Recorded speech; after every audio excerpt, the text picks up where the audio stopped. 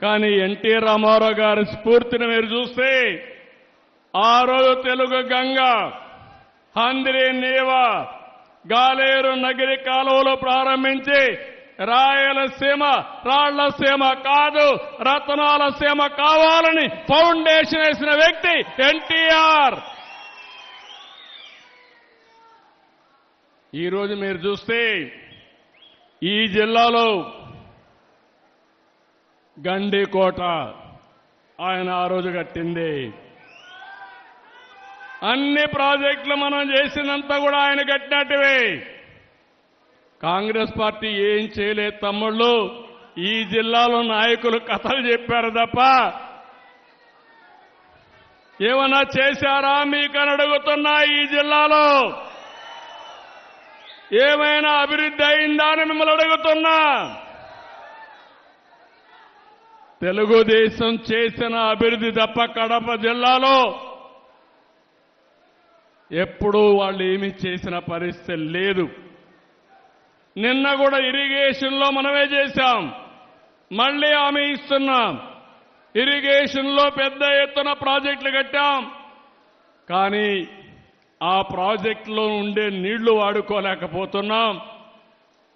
ఆ నీళ్లన్నీ కూడా సమర్థవంతంగా వాడుకోవడానికి ఈ కడప జిల్లా నేను అన్ని విధాలా సహకరిస్తానని మీ అందరికీ హామీ ఇస్తున్నా.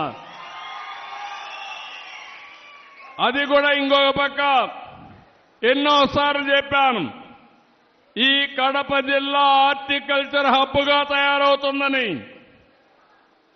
మామూలు వరి పంట కంటే హార్టికల్చర్ పండ్ల తోటలు వేసుకుంటే 2 ఇంతలు 3 ఇంతలు 4 ఇంతల ఆదాయం ఎక్కువ వస్తుంది.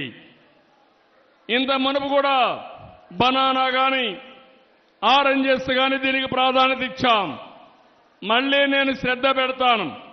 ఈ జిల్లాలో ఉండే నీళ్లు ఉపయోగించుకోవడానికి అన్ని పనులు చేస్తాను. మీరు ఒకసారి చూస్తే నేనున్నప్పుడు రాయలసీమలో మైక్రో ఇరిగేషన్కి 90% సబ్సిడీ ఇచ్చాం. అది కూడా తీసేసే పరిస్థితికి వచ్చారు. మళ్లీ నేను వచ్చిన వెంటనే రాయలసీమ రైతాంగానికి మంచి జరగాలని ఈరోజు 90% సబ్సిడీతో డ్రిప్ ఇరిగేషన్ మీకు ఇస్తున్నానంటే అది తెలుగుదేశం పార్టీ.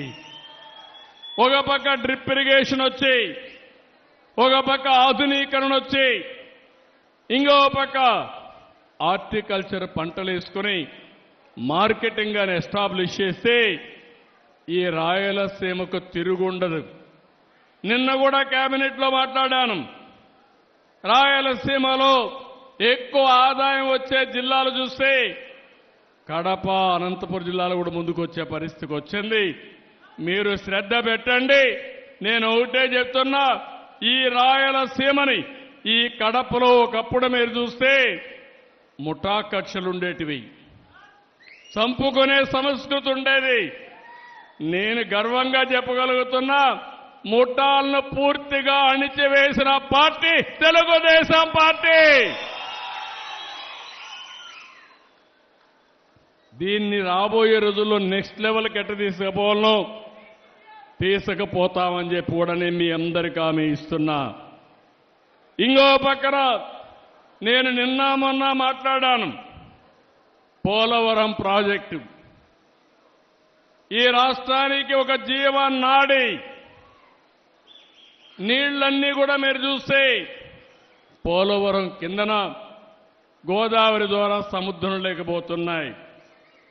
ఈ